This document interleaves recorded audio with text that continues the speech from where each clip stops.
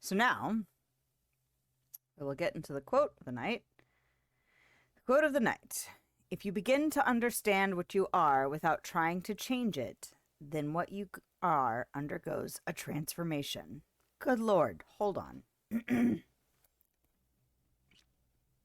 My throat is rebelling. I'm going to have to try that again. Pardon me.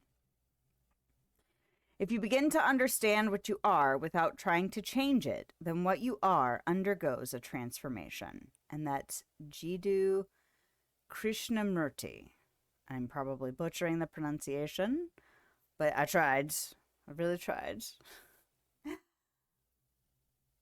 And I've been thinking a lot lately about accepting myself and helping others see that, you can accept yourself, and really evaluating who you are, like deep down to your core, and being truthful with how you work and accepting that it's okay how you are and how you work, because that helps you troubleshoot things that come your way that you want to incorporate into your life.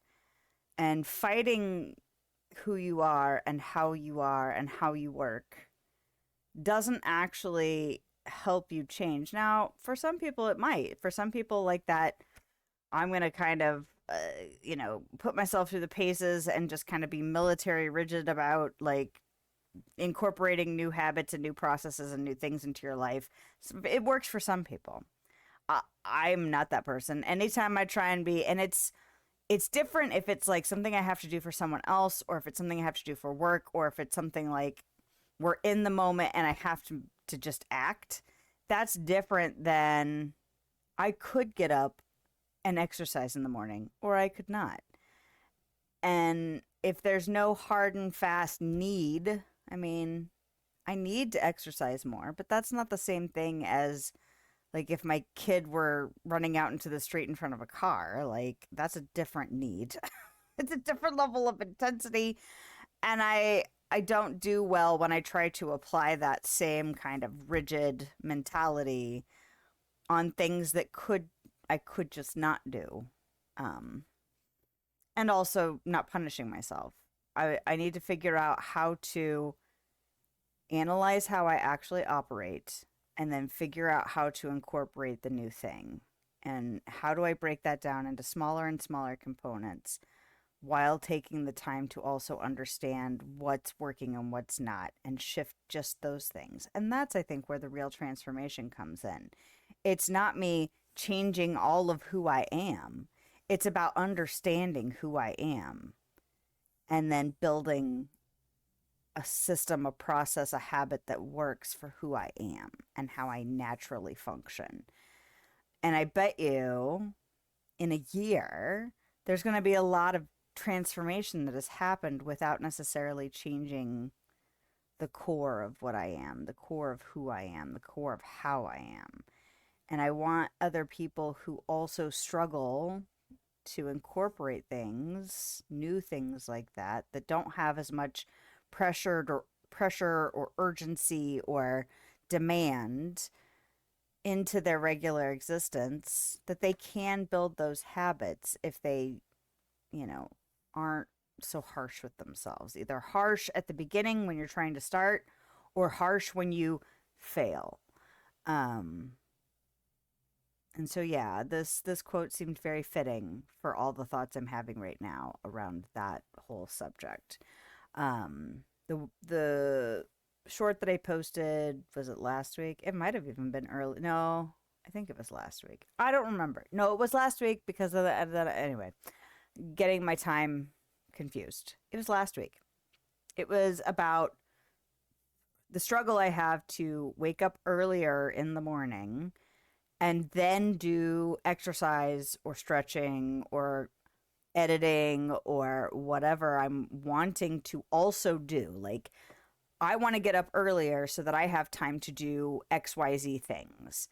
And my struggle right now is I'm trying to get up early, which I don't like to do, which I don't have the habit for, which I'm not like thrilled about. I'm like, it's still like I have to get up, even though the benefit will be I then have time to do all these other things that I want to try and incorporate, because that's probably going to be the time slot. That's probably going to be before my kids are awake, before my husband's awake, before I start my own day preparing for work and other things. That's going to be the window of time that probably will be best for me to incorporate all of these other things. So I'm not going to do it after work. I'm going to be less inclined on the weekend to get up early and then do those things. Not that I couldn't, but now is not the time, because I look at it and I'm just like, no. But I have had the benefit of getting up earlier and then doing things, but I don't do it every single day. So I decided that instead of, I'm going to get up and exercise, I'm going to get up and edit, I'm going to get up and do art projects, because that's a time slot that I could, where I'm going to be uninterrupted and it's going to be great. Because I get up and I don't want to be up. And so until I don't know if I'm ever going to be like, yeah, I'm awake. Because even people who are good at getting up in the morning still are tired when they get up in the morning. They just also can move on to the next step of doing other productive things.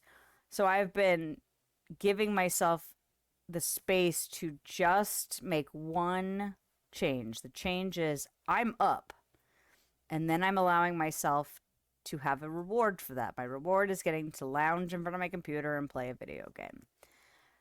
But I did that all last week, and then on Friday I was like, you know what, I could do some editing this morning. I didn't play my video game. And then the weekend happened and I didn't get up early.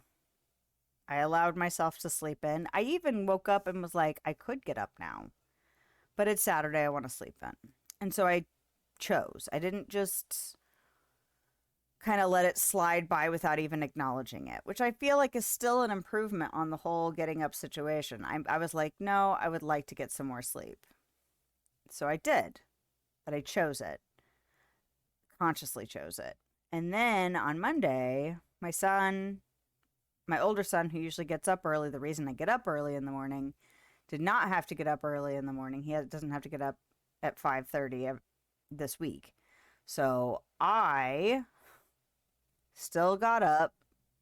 I think I got up at like 6:15. Like I did what I normally do, where I get up and I go lay down on the couch just to make sure that I'm there, to make sure he's awake and getting ready for school. And then either I'll go back to bed until my little one wakes up, or I will go ahead and get up and then take some time, which is what I did last week. I got up when he left, and then I made my coffee and I just chilled at the computer until, the other one got up. And it was great because it didn't feel so hard to do. Like, it still was, I wasn't like, yay, it's 6:15, I'm so glad I'm awake now. But I didn't feel like, oh God, now I have to exercise because I'm up and I should do that. I felt like, all right, I'm up, let's go. So was it this morning that I went ahead and slept until 7? I went ahead and slept until 7, which is when my little one gets up. And I allowed myself that because I was really tired yesterday. And so I was like, screw it, I'll just sleep a little bit later. And honestly, I could have taken it or left it, because I was glad I got a few, like about a half an hour or more extra of sleep. But it was like, it didn't feel like, oh, that was exactly the refreshing amount that I needed. It was just like, all right, I could have gone either way. But I have been getting up between 6:15 and 6:30, even without my older son needing me to be awake to help make sure he's ready for the day.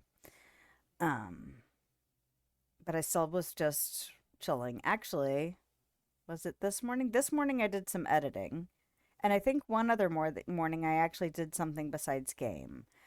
And I felt like that was a more natural feeling transition, rather than the rigidity of you must get up, and then because you're up you should also exercise, because that's part of what this time is for. It was like, okay, I'm choosing. I'm choosing to do the productive thing as opposed to the whole purpose of getting up early was just to do the productive thing. So I feel like I am moving in the correct direction. We'll see what happens when summer hits. Like my little one's doing summer school stuff for June. So I'll still have to get up earlier than I would have to get up for work. But I'm interested to see, because usually summer I'm just like, nope, I can sleep late. And then once school starts again, I'm like, all right, fine, we're getting back up early again. So it'll be interesting to see what this new strategy, how it will play out over the summer break with without that pressure of having to do it for somebody else. If it's just for me, I tend to let things slide a lot more than if it's for somebody else. So, yeah, I feel like I'm moving in the right direction, at least for now, and we'll see how long I can sustain it. And then if it's not something sustainable, I'll need to reevaluate how I'm handling it because I would like to get up earlier in the morning. I would like for it to become something that just is a habit that whether or not I'm happy to wake up or not, that's kind of irrelevant to will I actually continue to get up and then use that time productively moving forward. We'll just see. So, and thank you for the follow.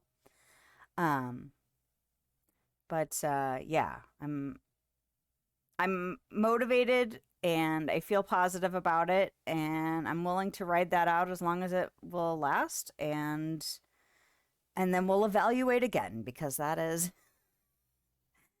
how processes and habits and all things are developed. You research it, you develop it, you come up with ideas and then you do it and then you start all over again. Like, well, what worked, what didn't work? So we're in the implementation phase, right? If you want to get all technical.